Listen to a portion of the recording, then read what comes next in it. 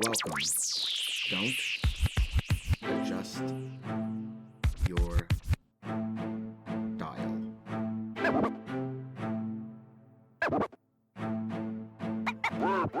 Welcome everyone to the Lofi Poli Sci podcast. I'm your host Michael Pickering. That's right. Lo-Fi's in low fidelity, low quality, in your face, messy as can be global news show. Here we're going to talk about that famous question, what's going on in the world today? It's Thursday and time for that Lo-Fi global news, fresh off the press. Source, Reuters World News. Algerian referendum looms as test for president and opposition. You see, this story here is about the possibility for change and a new beginning. You see, the previous leader was an authoritarian president for 20 years, and mass people's power movements toppled his government. After a long period of transition and crafting a new constitution, the people of Algeria will vote on this constitution very soon, in November. Good luck, Algeria. We're rooting for you. And P.S., this is exactly what Belarus's President Lukashenko is trying to avoid. Next up, source, BBC News, Asia section. The student daring to challenge Thailand's monarchy. This story is about bravery and a desire for something better for your country. A young woman and university student recently read out her desired reforms to the Thai monarchy. Something extremely dangerous considering Thailand has lèse majesté rules that carry 15-year prison sentence when convicted. There's so much going on in the world today, but it's people like this that give all of us hope for a better future. We're with you, Thailand.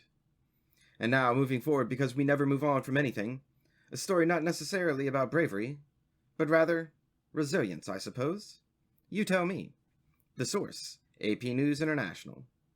Showdown set as U.S. to declare UN sanctions on Iran are back. The U.S. says sanctions are back, even though the rest of the Security Council at the UN says no, they're not. Saturday, the U.S. will declare this to the UN, and next week, the UN General Assembly meets in New York.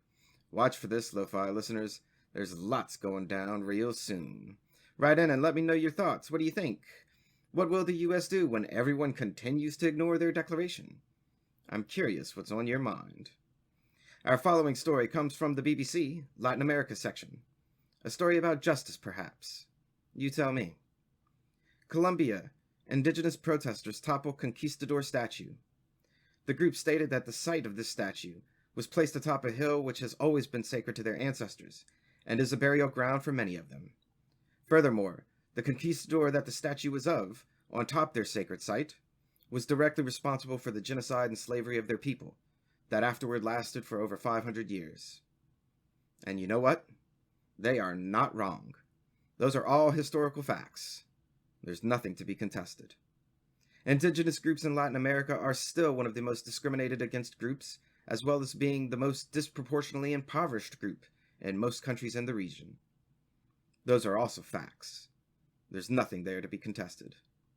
Whether you agree with people's actions today or not, these people are speaking truths.